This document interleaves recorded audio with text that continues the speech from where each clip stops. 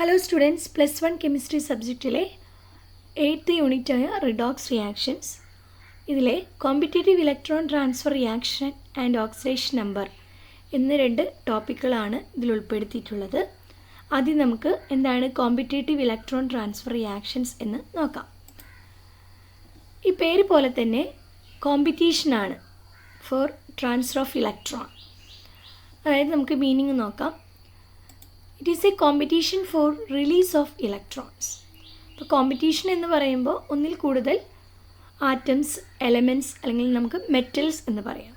ഒന്നിൽ കൂടുതലുള്ള മെറ്റൽസിൻ്റെ ഇടയിലുള്ള കോമ്പറ്റീഷനാണ് for releasing of electron. Electron ആദ്യം ആരാണ് റിലീസ് ചെയ്യുക എന്ന് പറയുന്ന ഒരു കോമ്പറ്റീഷനാണ് ഇവിടെ നമുക്ക് കാണാനായിട്ട് സാധിക്കുക. ഇതിൻ്റെ ഔട്ട്കമായിട്ട് നമുക്ക് കിട്ടുന്ന ഒരു സീരീസ് ഉണ്ട്. അതിനെയാണ് നമ്മൾ metal activity or electro chemical series എന്ന് പറയുന്നത്. അതായത് മെറ്റൽസിൻ്റെ ഇടയിലുള്ള കോമ്പറ്റീഷനെ ബേസ് ചെയ്തിട്ട് ഒരു സീരീസ് ഉണ്ടാക്കിയിട്ടുണ്ട്. അതായത് ഏറ്റവും ആദ്യം ആക്ടിവിറ്റി ആയിട്ടുള്ള ആളെ മുകളിൽ കൊടുക്കുന്നു, അതിന് താഴേക്ക് പോകുന്തോറും ആക്ടിവിറ്റി കുറഞ്ഞു വരുന്നു. അങ്ങനെ ഒരു സീരീസ് ഓഫ് മെറ്റൽസ് അല്ലെങ്കിൽ എലമെൻസിനെ അറേഞ്ച് ചെയ്തിട്ടുണ്ട്. അവയാണ് metal activity series or electro chemical series എന്ന് പറയുന്നത്. അപ്പോൾ അത് നമ്മൾ എൻഡിലേക്കാണ് ടോപ്പിക്കിലേക്ക് എത്തുന്നത്. നമുക്ക് കുറച്ച് എക്സാമ്പിൾസ് ഒന്ന് നോക്കാം. Reaction between zinc and copper. Zinc and copper എന്ന് പറയുന്ന 2 മെറ്റൽസിൻ്റെ ഇടയിലുള്ള ഒരു കോമ്പറ്റീഷൻ നമുക്കൊന്ന് നോക്കാം. അപ്പോൾ അതിന് വേണ്ടി നമ്മളൊരു എക്സ്പെരിമെൻ്റ് നടത്താണ്. Zinc rod placed in copper nitrate solution. ഇതാണ് എക്സ്പെരിമെൻറ്റിൻ്റെ അറേഞ്ച്മെൻറ്റ്. അങ്ങനെ അതിൽ ഫൈനൽ സ്റ്റേജിൽ കാണുന്നുണ്ട്. നമുക്കൊന്ന് മാർക്ക് ചെയ്യാം. ഇതാണ് സിങ്ക് റോഡ്. അത് കോപ്പർ നൈട്രേറ്റ് സൊല്യൂഷനിൽ ഡിപ്പ് ചെയ്തിരിക്കുന്നു. ഇനീഷ്യൽ സ്റ്റേജിൽ ഇവ നല്ല ബ്ലൂ കളറായിട്ടുള്ള സൊല്യൂഷനാണ്.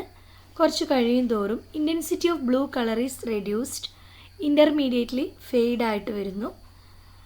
പിന്നീട് സൊല്യൂഷൻ കംപ്ലീറ്റ്ലി കളർലെസ് ആയിട്ട് മാറുന്നു. പിന്നെ ഇവിടെ ഇനീഷ്യലി സിങ്ക് റോഡാണ്. ആ സിങ്ക് റോഡിൻ്റെ കളർ ഒന്ന് മാറി റെഡിഷ് ആയിട്ട് മാറുന്നുണ്ട്. അതായത് സിങ്ക് റോഡിൽ കോപ്പർ ഡെപ്പോസിറ്റ് ചെയ്ത് അത് റെഡിഷ് കളറിലേക്ക് വരുന്നു. ബ്ലൂ കളർ ഓഫ് ദി അവിടെ കോപ്പർ നൈട്രേറ്റ് സൊല്യൂഷൻ എന്ന് പറയുന്നത് സിങ്ക് നൈട്രേറ്റ് സൊല്യൂഷനായിട്ട് മാറുന്നു. കോപ്പർ നൈട്രേറ്റിൻ്റെ ബ്ലൂ കളർ സിങ്ക് നൈട്രേറ്റ് ആയപ്പോൾ അത് കളർലെസ് ആയിട്ട് മാറുന്നു. ഇത്രയും വ്യത്യാസങ്ങളാണ് ഇവിടെ കാണാൻ സാധിച്ചത്. അപ്പോൾ ഇവിടെ reaction between zinc and copper ആണ് സംഭവിച്ചിട്ടുള്ളത്. അപ്പോൾ സിങ്ക് റോഡ് കോപ്പർ നൈട്രേറ്റ് സൊല്യൂഷനിൽ ഡിപ്പ് ചെയ്തപ്പോൾ കുറേ കഴിഞ്ഞപ്പോൾ സിങ്ക് റോഡിൽ കോപ്പർ നൈട്രേറ്റിലുള്ള കോപ്പർ വന്ന് ഡെപ്പോസിറ്റ് ചെയ്ത് അതൊരു റെഡിഷ് കളറായിട്ട് മാറി. കോപ്പർ നൈട്രേറ്റിലെ കളറ് എന്താണ്, ബ്ലൂ കളറ് ഡിസപ്പിയർ ചെയ്ത് കളർലെസ് ആയിട്ട് മാറിയിരിക്കുന്നു. എന്താണ് ഇവിടെ നടക്കുന്ന റിയാക്ഷൻ എന്ന് നമുക്ക് നോക്കാം. Zinc plus copper nitrate, zinc നൈട്രേറ്റും കോപ്പറായിട്ട് മാറുന്നു. സിങ്ക് നൈട്രേറ്റ് ആയിട്ടും കോപ്പർ നൈട്രേറ്റ് കോപ്പറായിട്ടും മാറുകയാണ് ചെയ്യുന്നത്. അപ്പോൾ ഇവിടെ സിങ്ക് കോപ്പർ നൈട്രേറ്റിലുള്ള കോപ്പറിനെ ഡിസ്പ്ലേസ് ചെയ്ത് സിങ്ക് വന്നിവിടെ ഓക്യുപ്പൈ ചെയ്യാണ്. അതായത് metal in a compound displaced by another metal. അതായത് ഇതൊരു ഡിസ്പ്ലേസ്മെൻറ്റ് റിയാക്ഷൻ ആണെന്ന് പറയാം. ഇവിടെ എന്തുകൊണ്ടാണ് സിങ്ക് വന്ന് കോപ്പറിനെ ഡിസ്പ്ലേസ് ചെയ്ത്, കോപ്പറിന് സിങ്കിനെ ഡിസ്പ്ലേസ് ചെയ്ത് കൂടെ ഇല്ല.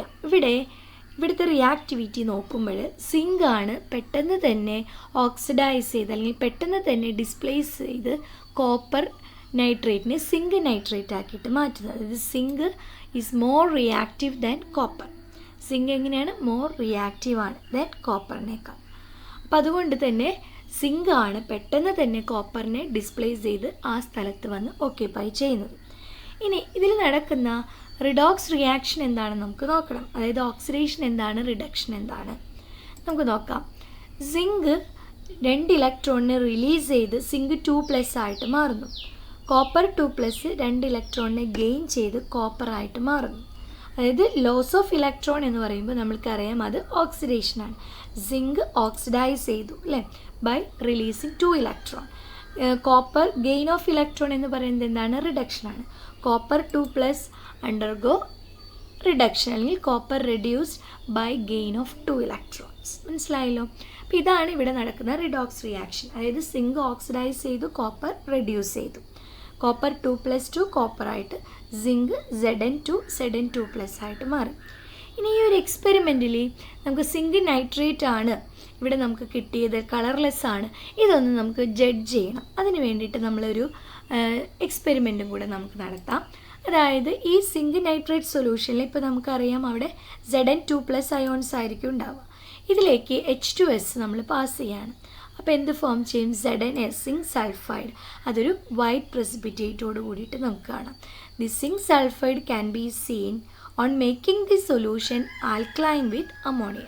അമോണിയ ഉപയോഗിച്ച് ആൽക്കലൈൻ ചെയ്ത് നമുക്ക് സിങ്ക് സൾഫൈഡിൻ്റെ പ്രസൻസ്, ആൽക്കലൈൻ നേച്ചറിൻ്റെ ടെസ്റ്റ് നോക്കി നമുക്ക് മനസ്സിലാക്കാനായിട്ട് സാധിക്കും. അപ്പോൾ ഇതാണ് നമ്മുടെ സിങ്കും കോപ്പറും തമ്മിലുള്ള ഒരു competition for releasing of electron. ഇതിൽ ആദ്യം ഈ ഇലക്ട്രോണിനെ റിലീസ് ചെയ്യുന്ന ആരാണ്? സിങ്ക് ആണ്. മോർ ഈസിലി ഓക്സിഡൈസ്ഡ് അല്ലെങ്കിൽ more easily release electron and it get oxidised. അപ്പോൾ zinc more reactive than copper. Okay, അടുത്ത എക്സാമ്പിൾ ഒന്ന് നമുക്ക് നോക്കാം. Reaction between copper and Ag+, silver plus ions. അതായത് കോപ്പർ ആൻഡ് എക്സ്പെരിമെൻറ്റിൻ്റെ അറേഞ്ച്മെൻറ്റാണ് copper rod dipped in silver nitrate solution. കുറേ കഴിയുമ്പോൾ എക്സ്പെരിമെൻറ്റിൽ എന്ത് സംഭവിക്കും? Blue colour start developing. അതായത് കോപ്പർ റോഡിലുള്ള കോപ്പർ ഇവിടേക്ക് സൊല്യൂഷനിലേക്ക് വന്നു തുടങ്ങി. Intensity of blue colour increase ചെയ്യുന്നു. കോപ്പർ റോഡ് എന്നുള്ള ആ റെഡിഷ് കളറോട് കൂടിയ കോപ്പർ റോഡിൻ്റെ കളറ് കുറഞ്ഞു വരുന്നു. അതായത് ഈ കോപ്പർ റോഡിൽ സിൽവർ ഡെപ്പോസിറ്റ് ചെയ്യാൻ തുടങ്ങി. മനസ്സിലായോ? അപ്പോൾ ആ റിയാക്ഷൻ നമുക്ക് എഴുതി നോക്കാം.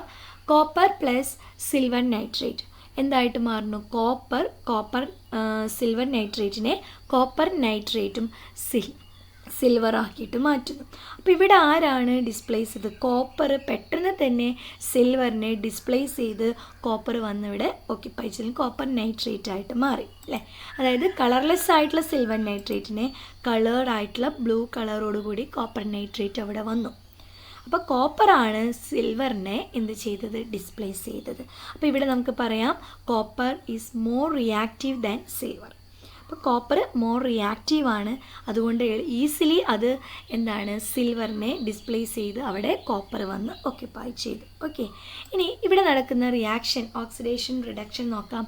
Copper release 2 electron to form copper 2+, Ag+ gain 2 electron and then form Ag. So copper is oxidized and silver is reduced. Copper 2 electron release ചെയ്ത് ഓക്സിഡൈസ് ചെയ്തു, സിൽവർ 2 ഇലക്ട്രോണിനെ ഗെയിൻ ചെയ്ത് അവ റെഡ്യൂസ്ഡ് ആയിട്ട് മാറി. ഓക്കെ, ഇനി ഇവിടെ നമുക്ക് ഈ ഒരു എക്സാമ്പിൾ മുൻപ് കണ്ട എക്സാമ്പിളും കൂടെ നമുക്കൊന്ന് കമ്പൈൻ ചെയ്ത് എഴുതാം.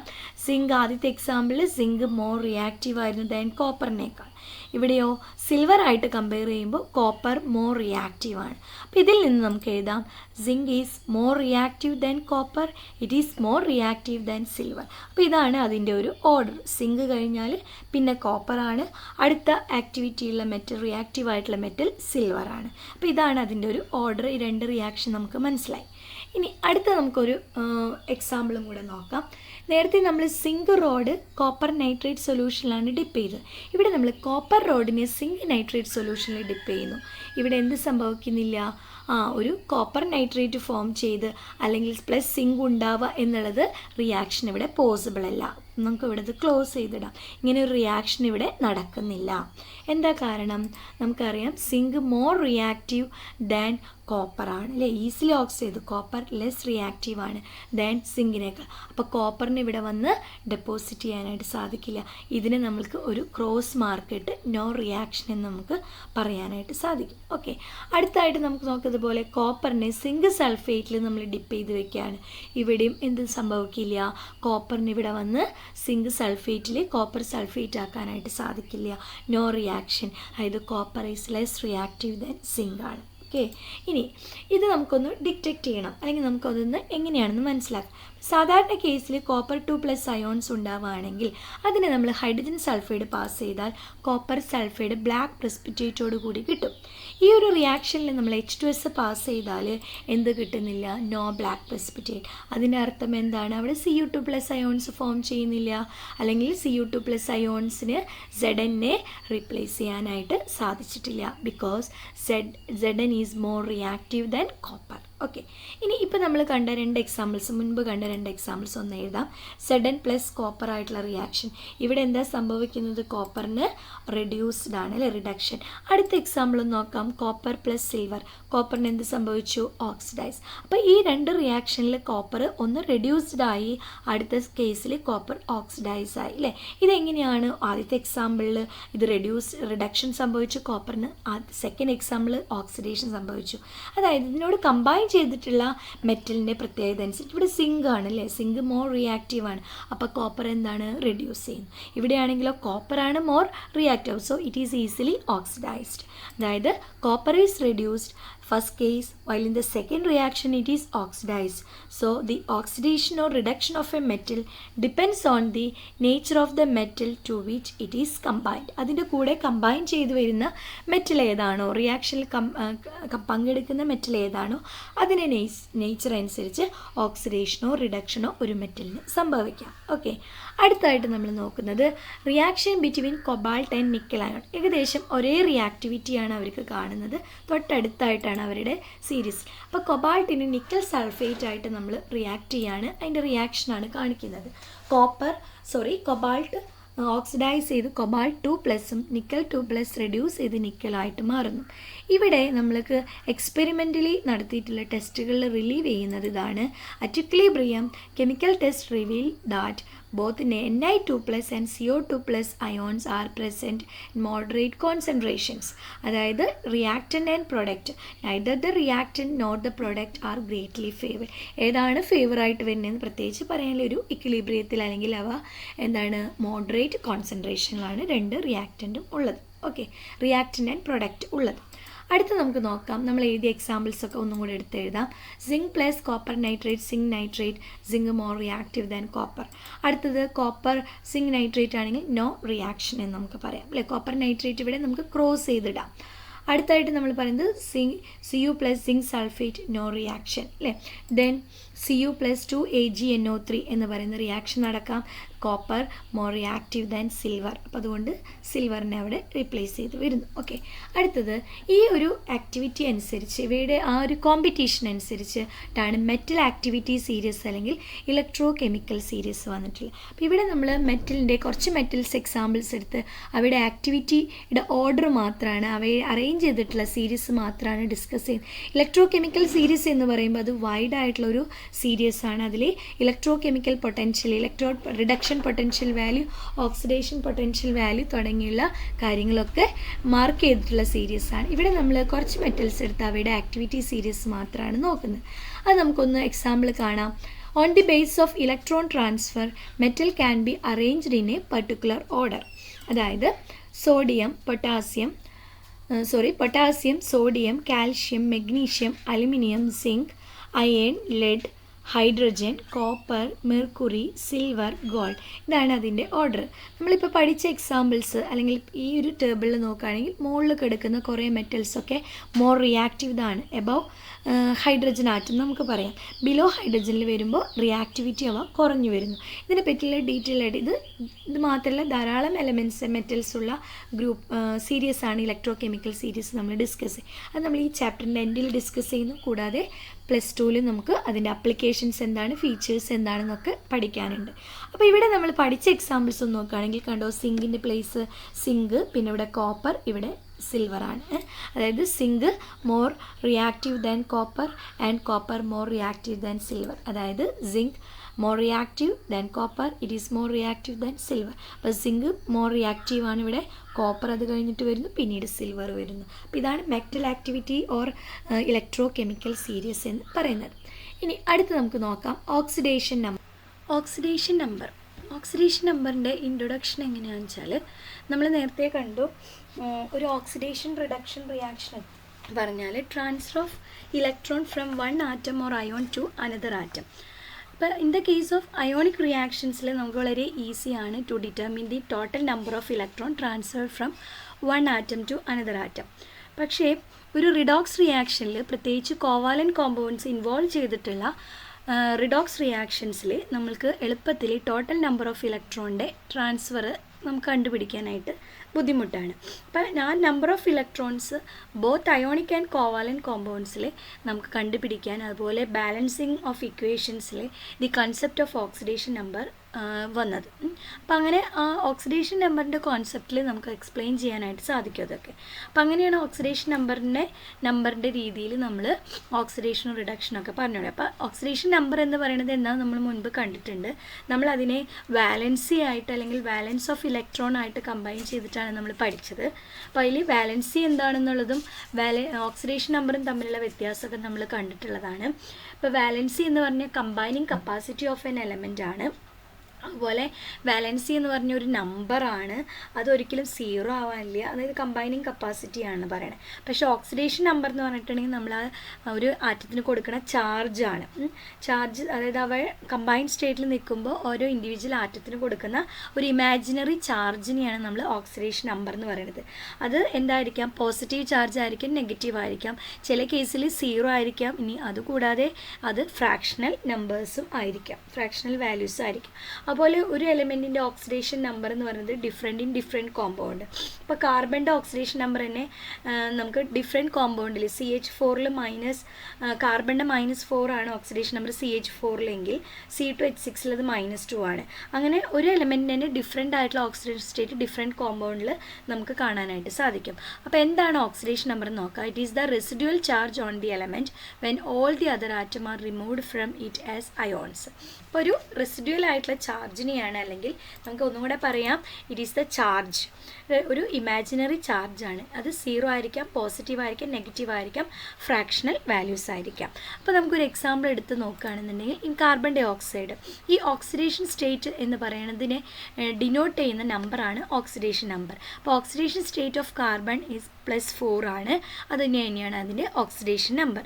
ഇനി ഓക്സിജന് -2 ആണ് ഓക്സിഡേഷൻ സ്റ്റേറ്റ്, അത് തന്നെയാണ് അതിൻ്റെ ഓക്സിഡേഷൻ നമ്പർ. അപ്പോൾ ഓക്സിഡേഷൻ സ്റ്റേറ്റ് എന്ന് പറയുന്നത് എന്താണ്?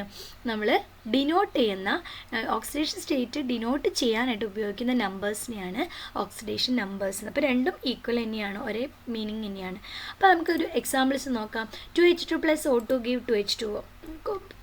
ബോണ്ട് ഫോർമേഷൻ ആണ് അല്ലേ, കോവാലൻറ്റ് ബോണ്ട്, അല്ലെങ്കിൽ നമുക്ക് എന്താണ് അയോണിക് കോമ്പൗണ്ട് പോലെയുള്ള ഒരു കോമ്പൗണ്ട് ഫോർമേഷൻ. അവിടെ നമ്മൾക്ക് ഇതുപോലെ ഓക്സിഡേഷൻ റിഡക്ഷൻസ് കാണാനായിട്ട് സാധിക്കും. ഇവിടെ 0 ഓക്സിഡേഷൻ സ്റ്റേറ്റിൽ നിന്ന് +1 വന്നു, ഓക്സിജൻ 0 നിന്ന് -2 വന്നു. അപ്പോൾ ഒന്ന് ഇൻക്രീസ് ചെയ്തു ഓക്സിഡേഷൻ നമ്പർ, അടുത്ത കേസിൽ ഡിക്രീസ് ചെയ്തു ഓക്സിഡേഷൻ നമ്പർ അല്ലേ.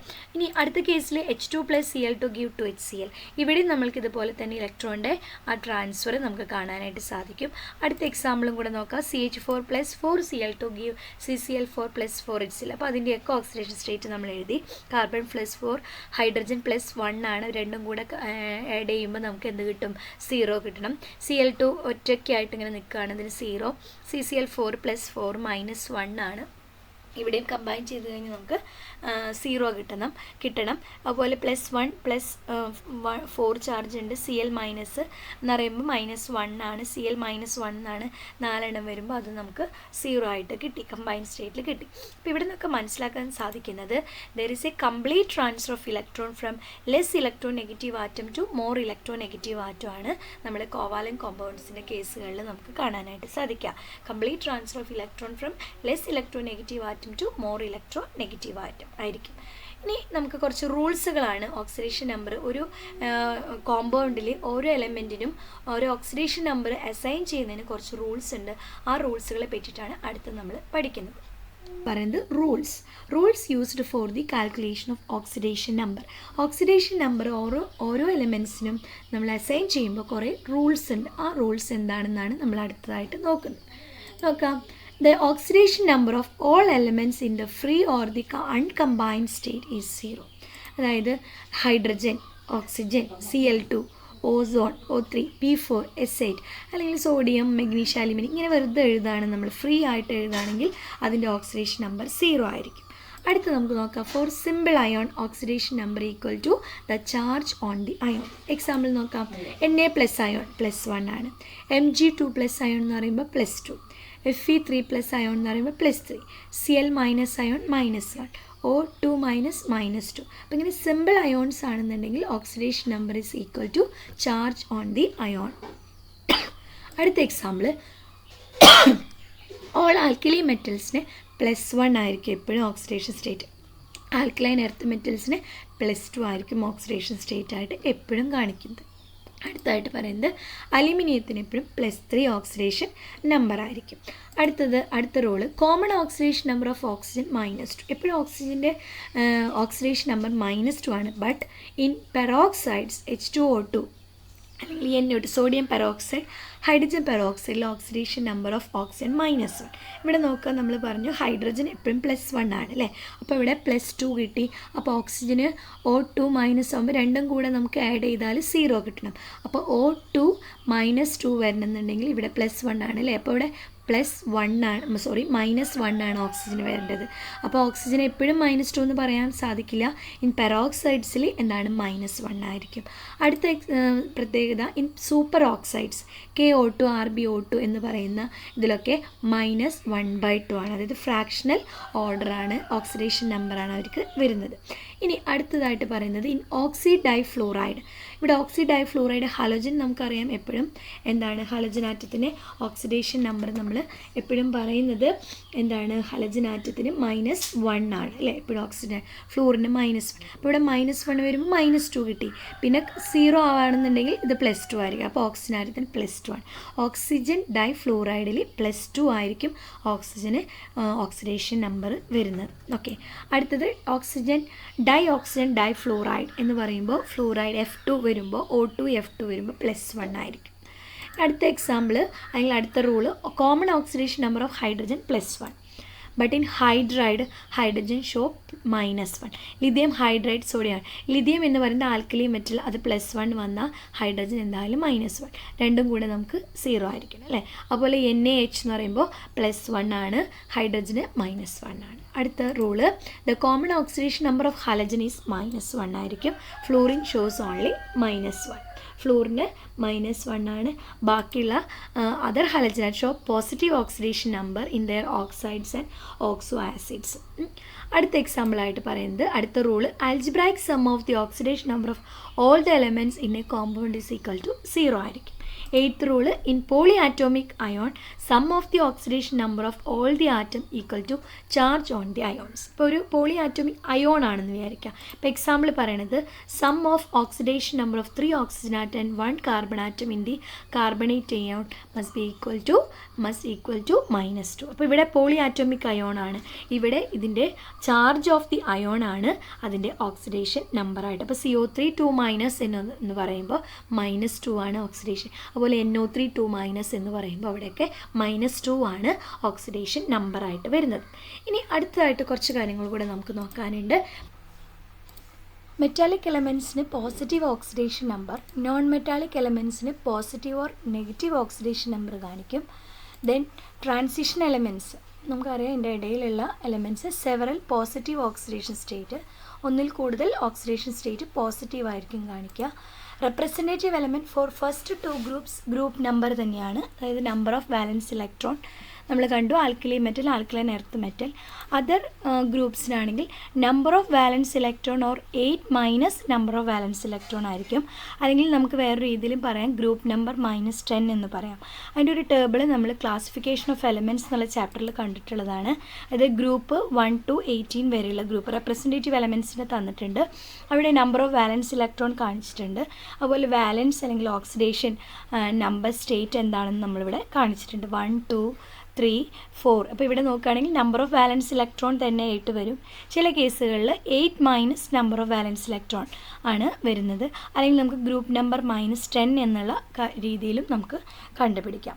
അപ്പോൾ ഈ വാലൻസ് തന്നെയാണ് ഓക്സിഡേഷൻ സ്റ്റേറ്റ് എന്ന് നമ്മൾ നേരത്തെ പറഞ്ഞു. വാലൻസി അല്ലെങ്കിൽ വാലൻസ് എന്ന് പറയുമ്പോൾ കമ്പൈനിങ് കപ്പാസിറ്റി അത് തമ്മിലുള്ള വ്യത്യാസം എന്താണെന്ന് നമ്മൾ നേരത്തെ ഡിസ്കസ് ചെയ്തതാണ്. ഓക്കെ, അടുത്ത പോയിൻറ്റും കൂടെ പറയുന്നത് the highest value of oxidation number exhibited by an atom of an element generally increase across the period in the periodic table നമുക്കറിയാം ഈ oxidation number highest value across ചെയ്തിട്ടാണ് പീരിയോഡിക് ടേബിളിൽ പീരീഡിൽ എടുക്കുന്നത്.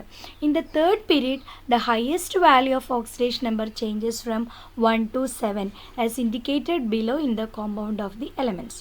അതായത് നമുക്കൊന്ന് നോക്കാം, എക്സാമ്പിൾ ഒന്ന് നോക്കാം. ഗ്രൂപ്പ് 1 to 8 17 വരെയുള്ള ഗ്രൂപ്പ്, അതായത് 1 2 പിന്നെ 13 തൊട്ട് 17 വരെ എലമെൻറ്റ്സ് എടുത്ത് എഴുതി. സോഡിയം, മെഗ്നീഷ്യം, 13 ഗ്രൂപ്പിലെ അലുമിനിയം, സിലിക്കൺ, 15 ഗ്രൂപ്പിലെ ഫോസ്ഫറസ്, സൾഫർ, ക്ലോറിൻ നമ്മൾ എടുത്ത് എഴുതി. അവയുടെ എക്സിസ്റ്റ് ചെയ്യുന്ന കോമ്പൗണ്ടുകൾ sodium chloride, magnesium sulphate, aluminium fluoride, silicon tetra chloride, ഫോസ്ഫറസിൻ്റെ ഒരു ഓക്സൈഡ്, പിന്നെ സൾഫറിൻ്റെ ഒരു ഫ്ലൂറിനായിട്ടുള്ള കോമ്പൗണ്ട് HClO4 എന്ന് പറയുന്ന കോമ്പൗണ്ട്. ഇവിടെ ഹയസ്റ്റ് ഓക്സിഡേഷൻ സ്റ്റേറ്റ് നോക്കാം, +1. ഇവിടെ +2 ആണ്.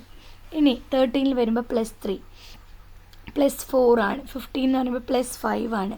16 ഇത് +6 ആണ് വരുന്നത്. അതുപോലെ തന്നെ ക്ലോറിൻ്റെ കേസിൽ +7 ആണ് വരുന്നത്. അപ്പോൾ ഇവിടെ പറയുന്നത് ഇതാണ്, നമ്മുടെ എലമെൻറ്റിന് highest oxidation state of a group element third പീരീഡാണ് ഈ കാണിച്ചിട്ടുള്ളത് അല്ലേ. Highest value of oxidation number എവിടെ തൊട്ട് എവിടം വരെയാണ് 1 to 7 വരെയുള്ള എലമെൻറ്റ്സിൽ നമുക്ക് കാണാനായിട്ട് സാധിക്കും. അതാണ് ഇവിടെ നമുക്ക് കോമ്പൗണ്ടിൽ എക്സാമ്പിളായിട്ട് തന്നത്. ഇപ്പോൾ സോഡിയത്തിൻ്റെ കേസിൽ +1 ആണ്, മെഗ്നീഷ്യം +2 ആണ്, അലുമിനിയം +3, സിലിക്കൺ +4, ഫോസ്ഫറസ് +5 ആണ് വരിക അല്ലേ. ഇനി ഇവിടെ നമുക്ക് സൾഫർ നോക്കുകയാണെങ്കിൽ +6 ആണ് വരിക. ഇവിടെ നമുക്ക് HClO4 നോക്കുകയാണെങ്കിൽ ക്ലോറിന് +7 ആണ് വരുന്നത്. ഓക്കെ, അപ്പോൾ ഇങ്ങനെയാണ് നമ്മൾക്ക് ഇവിടെ ഓക്സിഡേഷൻ സ്റ്റേറ്റ് കാണിച്ചിട്ടുള്ളത്. തേർഡ് പീരീഡിലാണ് നമുക്ക് ആ ഹയസ്റ്റ് സ്റ്റേജ് വരെ നമുക്ക് കാണാനായിട്ട് സാധിക്കുക. അപ്പോൾ ഇത്രയും ടോപ്പിക്കാണ് കോമ്പറ്റിറ്റീവ് ഇലക്ട്രോൺ ട്രാൻസ്ഫർ റിയാക്ഷൻ എന്നുള്ളതും ഓക്സിഡേഷൻ നമ്പർ എന്നുള്ള ടോപ്പിക്കാണ് നമ്മൾ ഈ വീഡിയോയിൽ ഉൾപ്പെടുത്തിയിട്ടുള്ളത്. തീർച്ചയായിട്ടും നിങ്ങൾ ഈ വീഡിയോ ഇഷ്ടപ്പെട്ടെങ്കിൽ ചാനലൊന്ന് സബ്സ്ക്രൈബ് ചെയ്യണം, ഷെയർ ചെയ്യും വേണം വീഡിയോ. Thank you.